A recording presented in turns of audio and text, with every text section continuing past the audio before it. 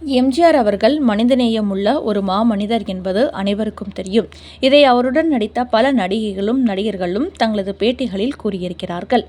எம்ஜிஆருடன் பல படங்களில் வெற்றி ஜோடியாக பவனி வந்த சரோஜா தேவி இலங்கையில் நடந்த மறக்க முடியாத சம்பவத்தையும், குடும்பத் தலைவன் படப்பிடிப்பில் வழக்கு பாறைக்குள் கால்கள் சிக்கிக் கொண்டதையும், பணக்கார குடும்பம் படத்தில் தனது பிடித்த உடையை எம்ஜிஆர் தேர்வு செய்து கொடுத்தார் என்பதையும், அன்பேவா படத்தில் குளிரில் நடுங்கிக் கொண்டிருந்த போது எம்ஜிஆர் போர்வையை கொண்டு வந்து கொடுத்தார் என்பதையும் தனது பேட்டிகளில் நிறைய சொல்லியிருக்கிறார். வாங்க வீடியோக்குள்ள போகலாம். இந்த வெற்றிகரமான ஜோடி பற்றி பார்ப்பதற்கும் கேட்பதற்கும் சுவையான சுவாரஸ்யமான தகவல்கள் நிறைய இருக்கின்றன. எம்ஜிஆர் யாரிடமும் கடிந்து பேச மாட்டார். ஆனால் அவர் கண்முன் மற்றவர்கள் தவறாக நடந்து கொண்டால் அவரை தோள் மீது கை போட்டு அழைத்து கொண்டு ஒப்பனை அறைக்குள் செல்வார். திரும்ப வரும்போது இருவரும் சிரித்து கொண்டே வருவார்கள். எம்ஜிஆருடன் சென்றவர் சட்டையெல்லாம் சரி செய்து கொண்டு வருவார். இப்படித்தான் எம்ஜிஆர் மற்றவர்களிடம் நடந்து கொள்வார்.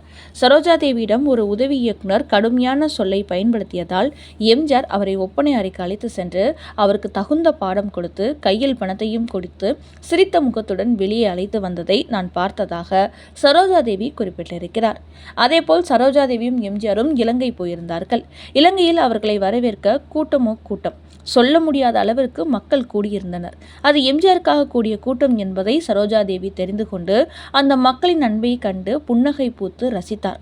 அவர்கள் இருவரும் தங்கியிருந்த ஹோட்டல் கடற்கரை ஓரமாக இருந்ததால் கடல் காற்று சில்லென்று வீசும். அப்போது சரோஜாதேவிக்கு பிடித்த சுவையான மீனை மசாலா எல்லாம் போட்டு பொரித்து தர சொல்லுவார் எம்ஜிஆர். சரோஜாதேவி விரும்பி சாப்பிடுவார். இலங்கை மக்கள் மிகவும் அன்புள்ளம் கொண்டவர்கள். நான் கண்டியில்தான் பிறந்தேன் என்று சரோஜாதேவியிடம் எம்ஜிஆர் தன்னுடைய குழந்தை பருவ நிகழ்வுகளை பகிர்ந்து கொள்வார். புரட்சித் தலைவர் எம்ஜிஆர் படங்கள் இலங்கையில் வெற்றிகரமாக ஓடியவை. சரோஜாதேவி எம்ஜிஆர் ஜோடிக்காகவே அந்த மக்கள் நிறைய படங்களை வெற்றி பெற செய்தார்கள். அடுத்த நாள் அந்த கோல் ஹோட்டலில் நிறைய இலங்கை மக்கள் எம்ஜிஆரையும் சரோஜாதேவியும் காண்பதற்காக வந்திருந்தார்கள். எம்ஜிஆரும் சரோஜாதேவியும் ஹோட்டலை விட்டு வெளியே வந்து அந்த மக்களின் அன்பையும் வரவேற்பையும் உற்சாகத்தையும் கண்டு மனம் குளிர்ந்து போனார்கள். அப்போது சரோஜாதேவி, மக்கள் உங்கள் மீது எவ்வளவு அன்பு வைத்திருக்கிறார்கள், நீங்கள் கொடுத்து வைத்த பாக்கியசாலி என்று குறும்பாக பேசுவார். சரோஜாதேவி கேட்டதை செய்து கொடுக்க சொன்னார் எம்ஜிஆர். அதேபோல் ஏவிஎம் ஸ்டுடியோவில் அன்பேவா படத்திற்காக எம்ஜிஆர் சரோஜாதேவியை புக் செய்து படம் எடுத்தார்கள். முதல் தடவையாக ஏர் கண்டிஷன் மேக்கப் ரூம் இருவருக்கும் அமைக்கப்பட்டது. முதலில் எம்ஜிஆருக்கு மட்டும்தான் ஏசி மேக்கப் ரூம் இருந்தது. ஆனால் சரோஜாதேவி எம்ஜிஆருக்கு இருப்பது போல எனக்கும் வேண்டும் என்று கேட்க பட தயாரிப்பு நிறுவனம் கொஞ்சம் முரண்டு பிடித்தது. இந்த விஷயம் எம்ஜிஆரின் காதுக்கு சென்றவுடன் கட்டி கொடுங்கள் என்று ஆணையிட்டார். நான் ஆணையிட்டால் அது நடந்துவிட்டால் என்று எம்ஜிஆர் சொல்லுக்கு வேறு வார்த்தை உண்டா? சரோஜாதேவிக்கும் ஏசி மேக்கப் ரூம் கொடுக்கப்பட்டது. இதற்காக எம்ஜிஆருக்கு நன்றி தெரிவித்தார் சரோஜாதேவி. தூங்குவதற்கு மட்டும்தான் சரோஜாதேவி வீட்டுக்கு போவார். வீட்டிலிருந்து வந்தவுடன் மேக்கப் போட்டு நடிக்க வேண்டியதுதான். அப்போது ஏவிஎம் செட்டியார் இருந்தார். பெங்களூரில் பக்த் என்ற ஹிந்தி படம் ஓடிக்கொண்டிருந்தது. அப்போது செட்டியார் சரோஜாதேவியின் டெய்லரை பெங்களூருக்கு விமானத்தில் அனுப்பி வைத்தார். இந்த படத்தில் சாதனை போட்டிருந்த உடையைப் போலவே சரோஜாதேவிக்கும் தைக்க சொன்னார். டெய்லர் தைத்து கொடுத்த உடையை அணிந்து கொண்டுதான் உள்ளம் என்றொரு கோயிலே தெய்வம் வேண்டும் அன்பேவா என்ற பாடலுக்கு நடித்திருக்கிறார் சரோஜாதேவி. அந்த உடையில் புல்வெளியில் ஓடும்போது ஒரு சில டேக்குகளில் சரோஜாதேவி தடுமாறி கீழே விழுந்த சம்பவங்களும் உண்டு. அப்போதெல்லாம் இந்த கதாபாத்திரத்திற்கு இன்னார்தான் நடிக்க வேண்டும் என்றாலும் எப்படியாவது அவரை நடிக்க வைப்பார்கள். இந்த காட்சிக்கு இந்த ட்ரெஸ் வேண்டும் என்றால் செலவை பற்றி கவலைப்படாமல் தைத்து கொடுத்து விடுவார்கள். அன்றைக்கு சரோஜாதேவியும் எம்ஜிஆரும் ஜோடியாக நிறைய படங்களில் நடித்து கொண்டிருந்தார்கள். ஒரு படத்தில் கூட எங்களை ஜோடியாக போடுங்கள் என்று சிபாரிசு செய்து இருவரும் கேட்டதில்லை. சக்சஸ்ஃபுல் ஜோடி என்பதால் வாய்ப்பு தானாகவே வந்தது. அதேபோல் வழுக்குப்பாறைக்குள் சரோஜாதேவி சிக்கிக்கொண்ட சம்பவம்.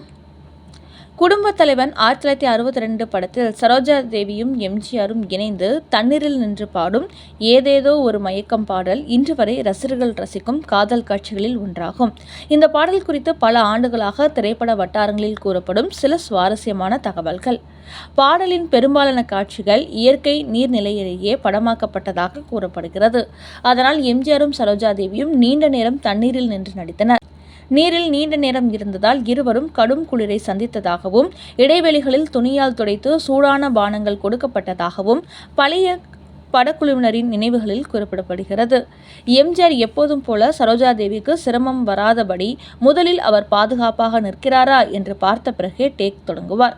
அந்த குளத்துக்குள் சில வழுக்கு பாறைகள் இருந்ததாகவும் உதவி இயக்குநர்களும் நடன ஆசிரியர்களும் உள்ளே இறங்கி பார்த்துவிட்டுதான் காட்சிகளுக்கு ஓகே சொன்னார்கள். இருந்தாலும் சரோஜாதேவி நடிக்கும்போது ஒரு வழுக்கு பாறைக்குள் அவரது கால் மாட்டிக்கொண்டது. அவர் ஐயோ ஐயோ என்று கத்தினார். உடனே அருகில் இருந்த எம்ஜிஆர் குளத்துக்குள் குதித்து சரோஜாதேவியின் காலை அந்த பாறையிலிருந்து மீட்ட சம்பவம் உண்டு. அருகில் இருந்தவர்களை எம்ஜிஆர் கடிந்து கொண்ட சம்பவம் அப்போது நடந்தது என்று பல சக நடிகர்கள் பின்னர் நினைவு கூர்ந்துள்ளனர். நீரில் அலைகள் சரியாக வராதால் சில காட்சிகள் பலமுறை மீண்டும் எடுக்கப்பட்டதாகவும் கூறப்படுகிறது. பாடலின் சில காட்சிகள் தண்ணீரில் நின்றபடியே எடுக்கப்பட்டதால் பல டேக்குகள் எடுக்க வேண்டியிருந்தது. அக்காலத்தில் இன்றைய போல் பாதுகாப்பு வசதிகள் இல்லாததால் காட்சி முடிந்ததும் இருவரும் துண்டுகள் போர்வைகள் கொடுத்து உடலை சூடாக வைத்ததாக படக்குழுவினர் பின்னர் நினைவு கூர்ந்துள்ளனர். எம்ஜிஆர் எப்போதும் இணை நடிகையின் பாதுகாப்புக்கு முக்கியத்துவம் கொடுப்பார். தண்ணீரின் ஆழம், வழுக்கும் கற்கள் போன்றவற்றை முன்கூட்டியே சரிபார்த்த பிறகே காட்சி தொடங்குவார் என்று அவருடன் பணியாற்றிய பலர் பொதுவாக கூறியுள்ளனர். சரோஜாதேவியும் பல பேட்டிகளில் எம்ஜிஆர் மிகவும் அக்கறையுடன் நடந்து கொள்வார், இணை நடிகைக்கு சிரமம் வர விடமாட்டார் என்று பாராட்டியுள்ளார். இந்த பாடலை இயக்குனர் எம்.ஏ. திருமுகம் மிகவும் இயற்கையாக இருக்க வேண்டும் என்று விரும்பியதால் ஸ்டுடியோ செட்டை விட வெளிப்புற நீர்நிலையை தேர்வு செய்ததாக கூறப்படுகிறது. தண்ணீரில் நீண்ட நேரம் நிற்க வேண்டியிருந்ததால் எம்ஜிஆரும் சரோஜாதேவியும் பல மணி நேரம் படப்பிடிப்பில் ஈடுபட்டனர்.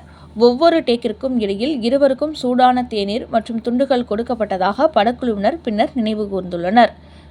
சரோஜாதேவி பல பேட்டிகளில் எம்ஜிஆர் என்னை மிகவும் அக்கறையுடன் பார்த்து கொள்வார், நடிப்பிலும் ஆலோசனை சொல்வார் என்று கூறியுள்ளார். அவரை அன்பு தெய்வம் என்றும் குறிப்பிட்டுள்ளார். இந்த அக்கறை இப்படப்பிடிப்புகளிலும் வெளிப்பட்டதாக அவரது சகாக்கள் கூறியுள்ளனர். நீரில் வழுக்கி விழும் அபாயம் இருப்பதால் முதலில் எம்ஜிஆர் தானே நின்று இடத்தை சோதித்து அதன் பிறகே சரோஜாதேவியை காட்சிக்கு அழைப்பார் என்று பழைய தொழில்நுட்ப கலைஞர்கள் நினைவு கூர்ந்துள்ளனர். தேவர் பிலிம்ஸ் தயாரிப்புகளில் குறிப்பாக எம்ஜிஆர் நடித்த படங்களில் காதல் பாடல்கள் கூட மிகவும் கண்ணியமாகவும் குடும்ப ரசிகர்கள் ரசிக்கும் வகையிலும் எடுக்கப்பட வேண்டும் என்பதில் தயாரிப்பாளர் சாண்டோ சின்னப்ப தேவர் கவனம் செலுத்துவார். அதனால் இந்த பாடலிலும் அழகான இயற்கை காட்சிகளுக்கும் மரியாதையான காதல் வெளிப்பாட்டிற்கும் முக்கியத்துவம் கொடுக்கப்பட்டது. இந்த படத்தில் அணிந்த புடவைகள் மற்றும் ஆடைகள் அக்கால பெண்களிடையே புதிய ஃபேஷனாக மாறின. சரோஜாதேவியின் உடை அலங்காரம் ரசிகர்களிடம் பெரும் வரவேற்பை பெற்றது. இந்த படத்தில் எம்ஜிஆரும் சரோஜாதேவியும் மலையில் நடைந்தபடி வரும் இதுவரை நீங்கள் பார்த்த பார்வை என்ற பாடல் எடுக்கப்பட்ட போதும் எம்ஜிஆர் அக்கறையுடன் சரோஜாதேவியை கவனித்துக் கொண்டதை சரோஜாதேவி பல பேட்டிகளில் கூறியிருக்கிறார். இதுவரை நீங்கள் பார்த்த பார்வை என்ற காதல் பாடலில் மலையில் நனைந்து வரும் காட்சிகள் அக்காலத்தில் மிகவும் புதுமையாக பேசப்பட்டன. அக்காலத்தில் செயற்கை மலையை உருவாக்க பெரிய தண்ணீர் குழாய்கள் பயன்படுத்தப்பட்டன. காட்சி இயற்கையாக தோன்ற வேண்டும் என்பதால் பலமுறை டேக்குகள் எடுக்கப்பட்டதாக திரைப்பட வட்டாரங்களில் கூறப்படுகிறது. நனைந்த உடையுடன் தொடர்ந்து நடித்ததால் ஒவ்வொரு டேக்கிற்கு பிறகும் எம்ஜிஆருக்கும் சரோஜாதேவிக்கும் உலர்ந்த துணிகள் மற்றும் சூடான தண்ணீர் வழங்கப்பட்டதாக பழைய தொழில்நுட்ப கலைஞர்கள் நினைவுகளில் குறிப்பிடப்படுகிறது. சரோஜாதேவி குளிரால் சிரமப்படக்கூடாது என்பதில் எம்ஜிஆர் எப்போதும் அக்கறை காட்டியதாக அவருடன் பணியாற்றிய பலர் பின்னர் நினைவு கூர்ந்துள்ளனர். அவர் தயாரான பிறகே கேமரா ரோல் செய்யும்படி கவனிப்பாராம். இந்த படத்தில் பாடலில் வரும் சில காதல் வரிகள் அக்காலத்திற்கு சற்று துணிச்சலானதாக கருதப்பட்டதால் அகில இந்திய வானொலி சென்னை இந்த பாடலை ஒரு காலகட்டத்தில் ஒளிபரப்பாமல் வைத்திருந்ததாக பழைய திரைப்பட இசை ஆய்வாளர்கள் பதிவு செய்துள்ளனர். இப்படி எல்லோராலும் கொண்டாடப்பட வேண்டிய காதல் ஜோடி படப்பிடிப்பில் நடந்த பல சுவாரஸ்யமான தகவல்களை மற்றொரு வீடியோவில் பார்க்கலாம். நன்றி.